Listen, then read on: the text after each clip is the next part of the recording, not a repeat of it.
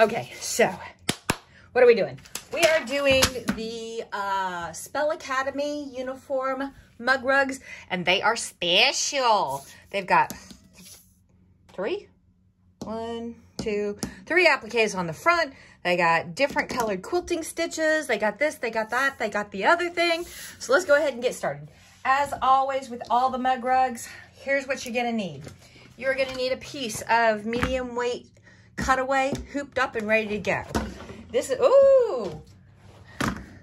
You also wanna make sure that your hoop is locked down and ready to go. Apparently that one is not. Oh yeah, that one's way loose. Oops. Hold on, let me fix that up before we have a catastrophe. Oh, wow, that is really loose.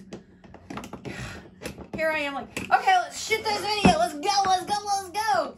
And I must have hooped it, but not tightened it.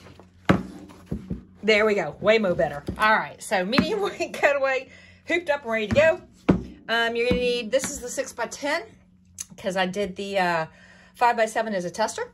Here's the batting, which is 8x12 for a 6x10. Look at your PDF for if you're doing a different size. We are gonna need, for the front, three pieces of fabric. You're gonna need black for the bottom, and I'm gonna need to run a, wow, soup sandwich, complete mess. I have no idea what I'm doing. I'm gonna have to run a lint roller over this because there's smudges all over it. Ew. All right, so you'll need black. I went ahead and cut all these to 8x12, just because, you know, I'm special that way. You'll need black, you'll need white, and you'll need, depending on which house you're doing, I'm doing the Badger house, so I need yellow. And then for the back, you will need two pieces, 8x5 and 8x7, each one with a 1/2 inch ironed under. You can either sew, this is an envelope style mug rug, you can either sew this closed or you can use Stitch Witch, which I'm going to. There we go. I'm gonna suggest cellophane tape rather than blue painter's tape because we do have to stitch over that tape. You'll need an iron, you'll need scissors, you'll need the luck of the Irish. I don't know what I'm doing. All right, let's go ahead and just roll with this. Go ahead and hoop this bad boy up, or hoop this up. Oh my God. Oh my God. Throw your hoop in the computer, Well, I've been day drinking. Actually, no, I haven't, but I need to start. Throw your stabilizer into the embroidery machine and run color stop 1. Hopefully by the time we get back after that, I will have gotten my act together. See you in a minute. All right, I'm marginally back together, kind of. Here's our die line. We want to take a piece of quilt batting. We're just gonna float it right on over. We don't have to tape it. We don't have to secure it. We don't have to do anything. We just wanna make sure that we are covering the entire die line, left, right, top, and bottom. Throw it in the machine and run color stop 2, 2, 2. All right, here we go. We got our batting tacked down. Now we are going to applique trim around the zigzags so we get rid of all this excess batting. Why? So that our, when we go to flip our envelope pretty side out, we don't have all of this excess batting fighting us and trying to make our seams look bulky and ugly and wrinkly and gnarled and chunky. Now, this is a weird one. It's got 3 appliques. I know. Don't hate me because I'm beautiful. Go ahead and throw this in the machine and run color stop 3 so that we get the die line for our first piece of applique. I will see you after color stop 3. Boom, there you go. All right, so we have our die line. We want to cover up from the triangle down. So I've got this piece of black. I'm gonna zhoosh lightly just below the triangle, not up here, because we're still working up here. And I'm gonna take my piece of black fabric and I am going to gently down here, dun, dun, dun, and I'm gonna run color stop. I have no idea. Color stop 4. That's gonna give me a zigzag so I can trim that out. So I'll see you after 4, okay? Okay. Oh, and ain't this big fun. All right, so we want to cut above the zigzag, okay? And if you are paranoid or a scaredy cat and you are afraid of, you know, I don't have a line I cut on, That's cool. That's cool. I gotcha. We'll just take a chalk pencil and we'll go up like that. And we'll take a chalk pencil and we'll go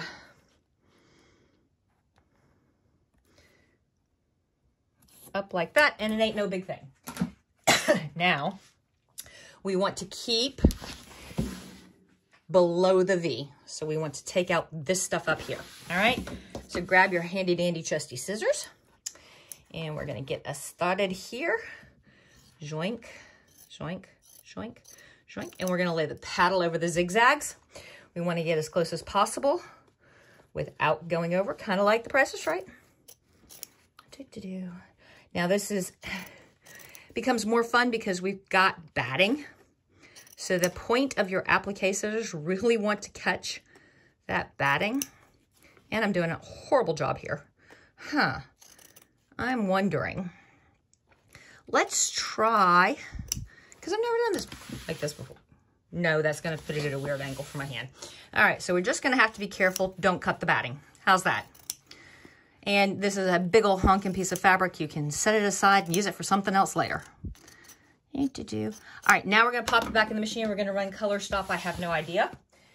Yes, that goes 1, 2, 3, 4. I have no idea. So color stop 5. I will see you after color stop 5. It's going to give you another die line. Surprise! Okie dokie. So there's the die line for the white. We want to cover that all the way up.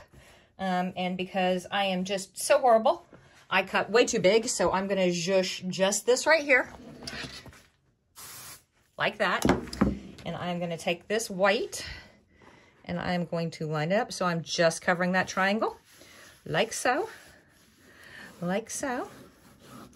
I'm going to go ahead and cut that down because a heck of a lot of fabric to be messing with. Yep.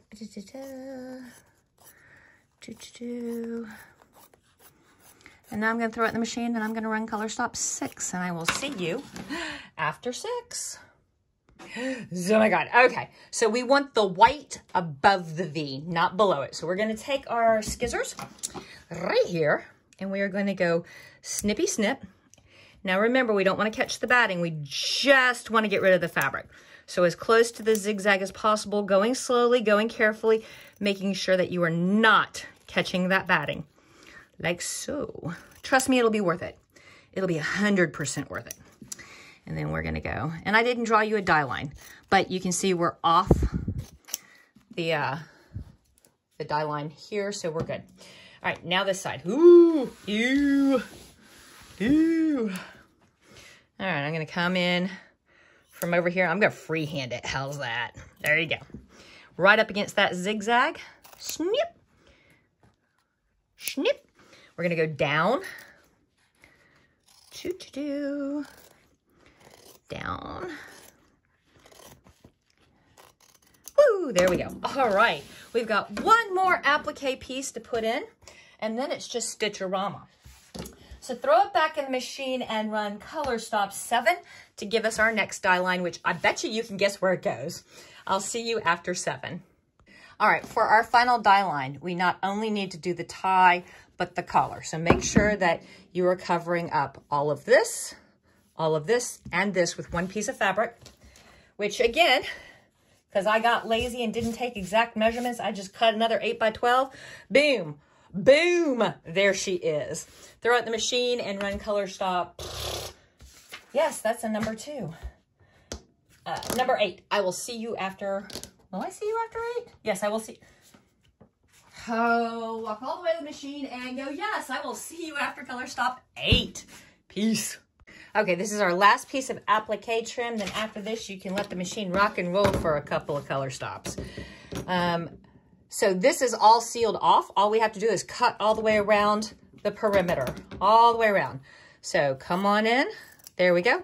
Lay your paddle over the zigzag. And because we're not having to fight and worry about catching the quilt stitch, this, do only catch the yellow fabric or red fabric or green fabric or blue fabric or whatever color fabric. You don't want to catch the white. So yeah, I guess you got to be careful there. But the rest of this, it's like pole position. Let's see how fast we can go.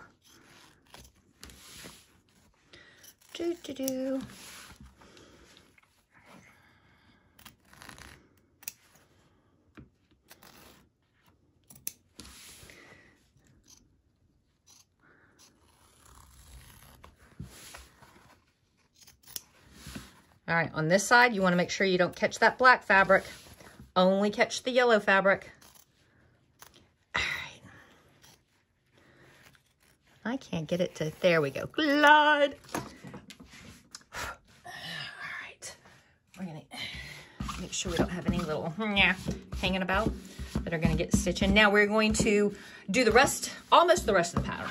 We are going to do step 9, which is the yellow quilting. And I'm extra, what can I say? Because there's 3 different colors of fabric on this. I did 3 different colors of quilting stitch. So yellow, then black, then white. Then it's gonna do designs and satins and la, la, la, la, la. So run 9, 10, 11, 12, and 13. I will see you between 13 and 14, okay? All right, go run and play and watch the magic. Ooh, it's coming together nicely. And you can see that each of the quilted areas has a different top stitch color, so it blends in nicely. So go ahead and grab your backs, and we're going to put the backs pretty side down. And you can see all of my starch cooties. There we go. We want to make sure on the left-hand side that we are covering the die line, top and bottom. We want the fold facing up, like so. Grab the other one. Same dealio spaghetti-o. We want to make sure that we are covering all the way over, like so, our die line on the right-hand side, top and bottom. Now, here's where it gets a little, we're going to be stitching right across this fold, and some machines will want to grab that. So we're going to put a piece of sellotape right in the middle of that stitch path, so that it doesn't catch. We're using sellotape instead of blue tape, so we don't have to sit there and pick blue tape out of the seam. Sellotape will perf really well, and we're not using it so much as a hold as a speed bump guide to get it to go over that bump. There we go. Now, if you are so inclined, you can go ahead and tape down the right and left side. Throw it in the machine, and we are going to run color stop 14. I will see you after 14. Oh my God, here we are. All right, so we're gonna take up our sellotape, and it's gonna perf nicely for us, and it's gonna leave hardly anything behind, so yay us, except that it's gonna stick to my hand. Arg. We're gonna come up here and do the same thing. There we go. Go away, and come down here, and there we go. And we're just gonna pop this thing out of the hoop, like so. There we go. I am going to go ahead and grab my roto cutter and do a rough cut all the way around so that I don't have to finagle all of this stuff. But then I am going to grab my pinking shears. Why? Well, because down here on these rounded corners, there's 4 of them.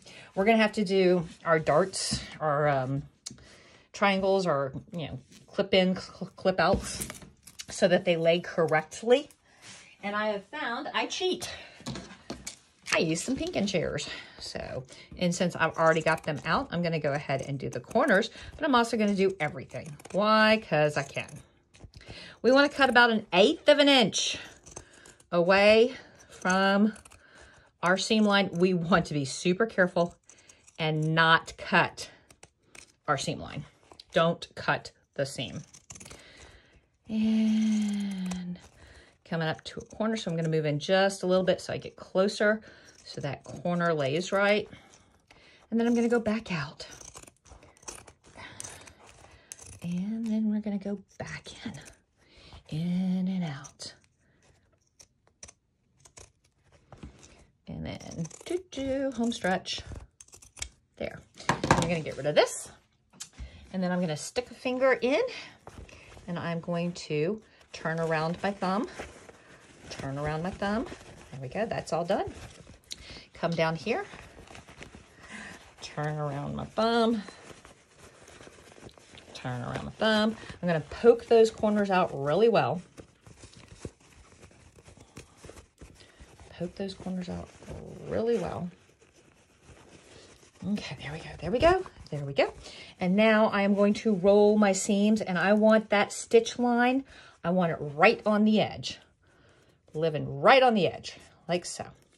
And I am going to crease, finger crease, all the way around, rolling as I go to make sure that I'm rolling that seam all the way to the very edge, so that when this thing, ooh, that's, I need something to poke. There we go. So that when this is pressed down, you've got a nice, perfect edge all the way around. Roll your seams. Roll your seams. Roll, roll, roll your seams. Yes, I know I can't sing. I can't carry a tune to the door and a bucket. My bestie hates when we're road tripping and we're zooming down the highway and I've got the radio on and I've decided that I am live at Rockefeller Center. Okay. Now, we're going to take our iron and we are going to press all the way around to make sure that we maintain that nice edge all the way around. All the way around.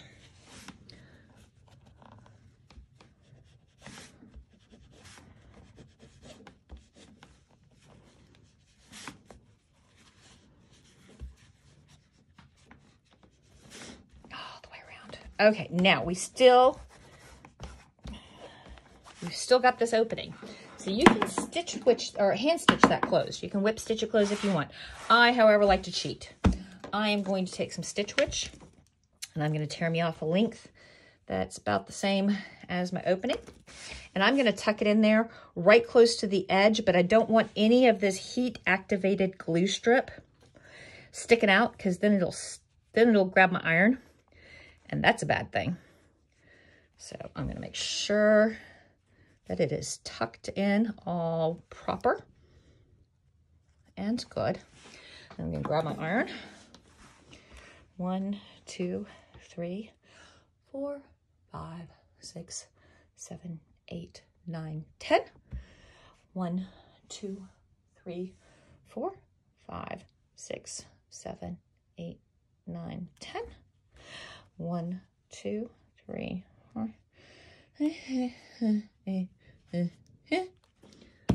1, 2, 3, 4, 5, 6, 7, 8, 9, 10. There we go. All done. Ah! Get this out of the way. I'm gonna flip this over. Ooh. I'm gonna. Voila. Peace.